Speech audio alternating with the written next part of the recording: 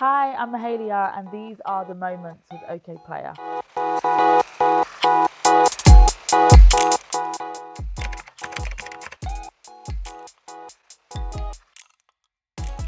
Um, it was a song called My Angel. That's all I remember. My brothers still, am I allowed to swear? My brothers still take the piss out of me at Christmas and they like sing it in my ear. I don't remember exactly how it went, but I do remember that it, like a small part said, I love her, my angel. I wanted her, my angel, and now she's gone and I can't get her back. I think it was like, I feel like when you're a kid, well, for me, I had nothing to write about because there isn't really any drama and like school, obviously you might have like normal kiddie drama, but I didn't have anything to write about. So I think I was creating silly stories. I'm hoping that it was better than what I just sang because that wasn't very good, but I was. But yeah, no, my brothers still sing it to me at Christmas.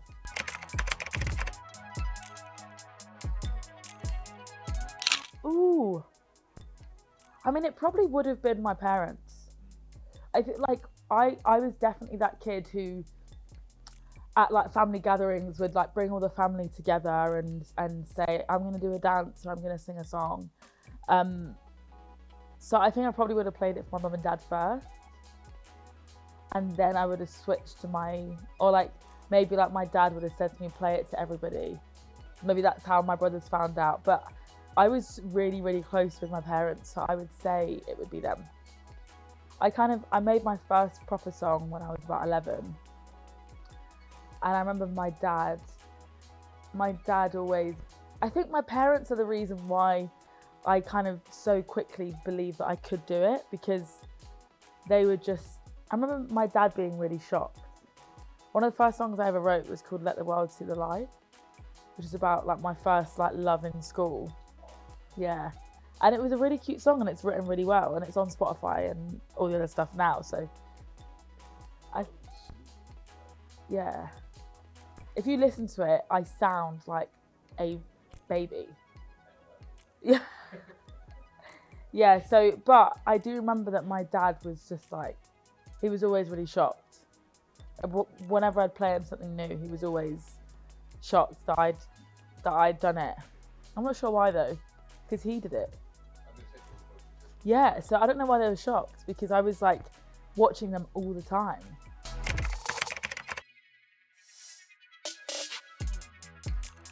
Luckily, no.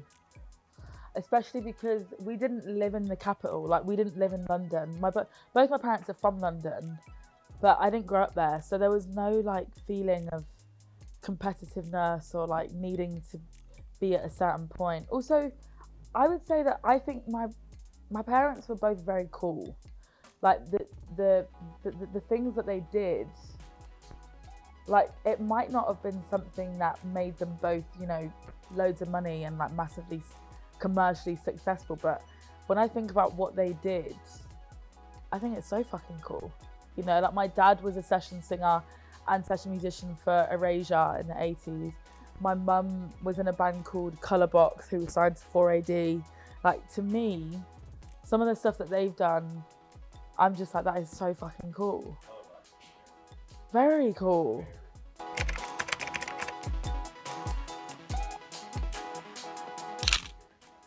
I mean, literally, like when I say everything, I'm not even being lazy when I say that. It was literally everything. It was like, it could be a morning of Bob Marley, then it could be an afternoon of Morchiba, then it could be dinner with India Irie, then it could be the next morning. Like it was like, it was never genre specific. My parents got me to listen to everybody. Like I was, every artist that I grew up loving and becoming obsessed with, I found from my parents. There's an artist who I love called Amos Lee. Love him, who my mum introduced me to. And then when I think about like, so like for me, I've kind of split it into worlds. Like over here, I think like I have my like Damian Marley, Bob Marley world over here. Then I have my Amos Lee, Jack Johnson, Bon Iver Wild over here. Then I have my girls up here. My like, but the girls are kind of separate. I have my like vocal girls, and then I have my story girls.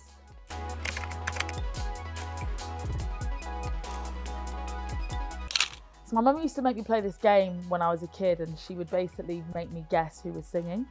I was always really bad at it. It's not like, it's still to this day, it's not a talent of mine, but I would say like my vocal girl. So I was always, I never really can say that I cared about acrobatics in vocals, which is maybe why I never learned to do it or like tried to do it. I was just always really interested by tone. So my vocal girls, I would say, were Nina Simone, Billie Holiday, Norah Jones, Joni Mitchell, Dolly. All really different, but all very distinctive. And then on the other side, I still have, like, I would still class these girls as my vocal girls, but the kind of storytellers. Dolly is also in there, but then you have the India Irie, you have Erica, you have Corinne Bailey Rae. Like, there was so much music all the time.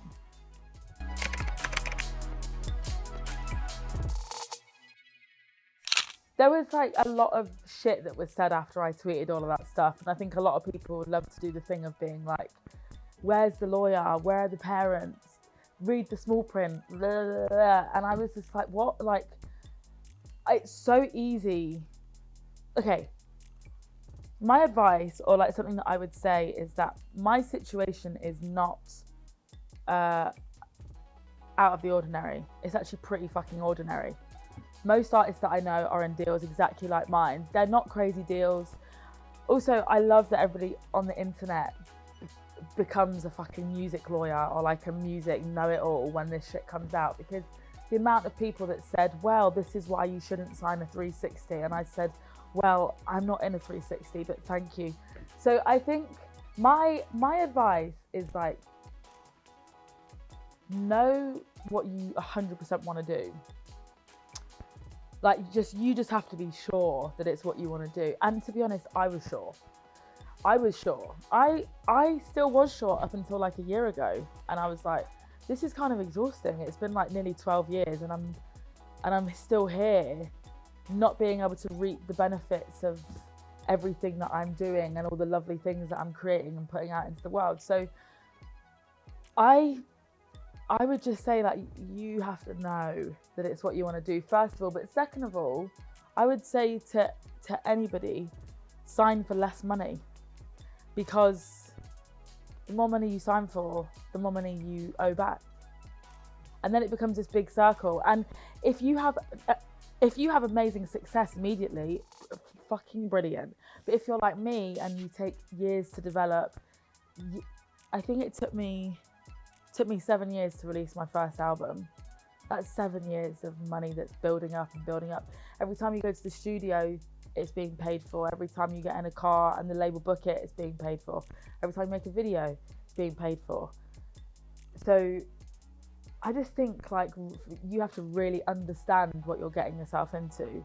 But also, there are many benefits to being signed to a label. And, you know, we at the moment have such a wave of independent artists saying just be independent, but I'm like, you also can't do that. You can't just say to everybody be independent, that's the way to go, because that's not everybody has luck there. So you just have to know. And also I would just say, don't be scared or intimidated by it, and obviously have great people around you, which I did.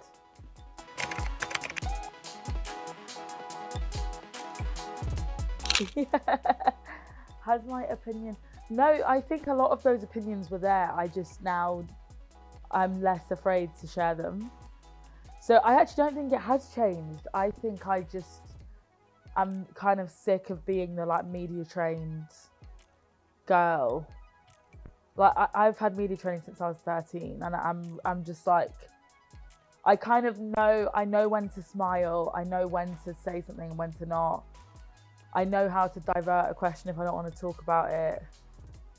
And I was genuinely just really exhausted by always being the like darling in the room, you know. And I think a couple of years ago I was just like whatever. But these opinions have been my opinions.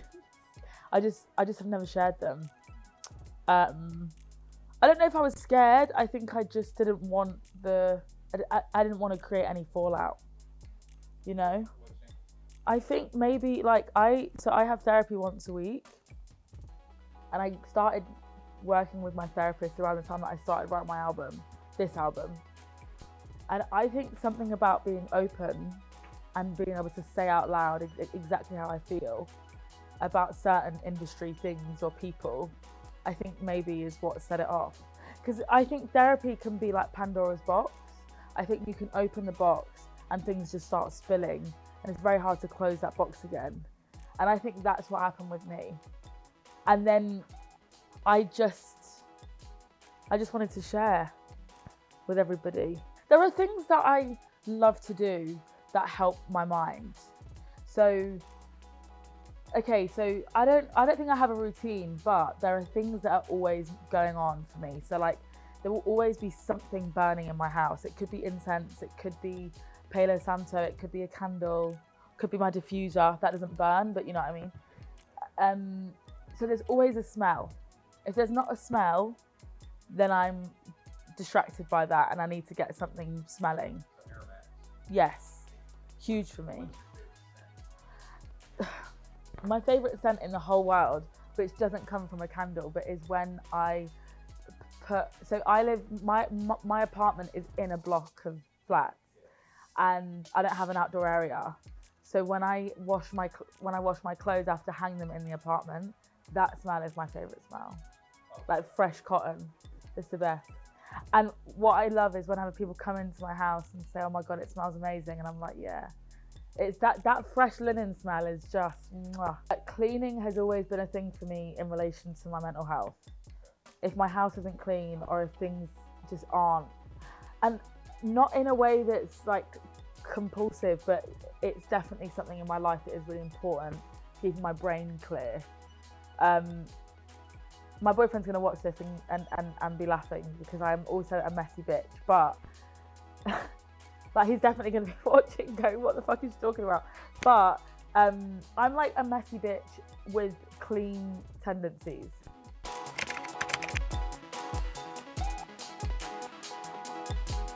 It was, but no.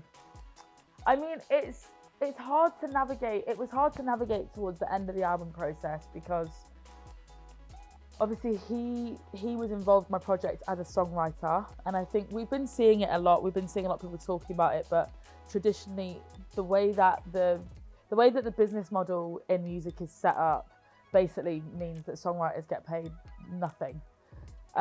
So going through that process at the end and getting into like negotiations and deals and stuff, that was hard because I kind of realized that maybe I was on the wrong side of it, you know, because I'm the artist that is with the kind of machine and he is the songwriter who is trying to get compensation and my machine won't give it.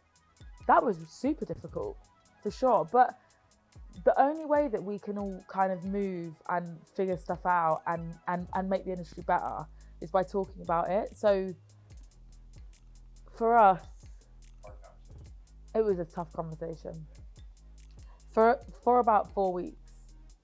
Yeah. But then you just kind of figure it out. And also, I think at each time you have that kind of conversation, it's getting better because people are more aware, you know. But it was also hard for me to kind of admit, like, God, I might be on the wrong side of this. That's super hard to admit. So yeah, but he's lovely.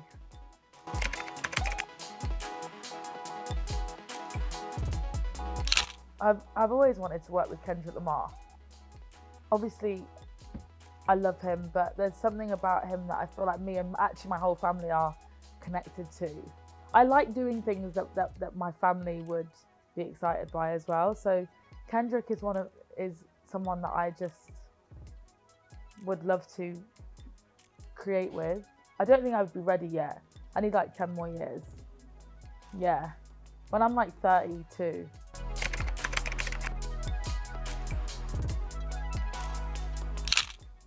I think I'd be a fool if I didn't say that I wanted to work with SZA. I think she's been on my list forever. I really would love to work with Bon Iver. My God, I would love to work with Bon Iver. I would love to work with Kate Trinada. I just find him so exciting.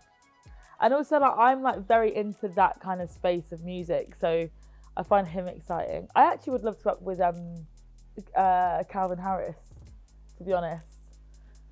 Calvin Harris really he really like, especially on that first Funky Wav Volume 1, he really kind of taps into, like he really got it. So I actually feel like he would be somebody cool to work with. But actually, I don't think about it enough. I should probably think about it more.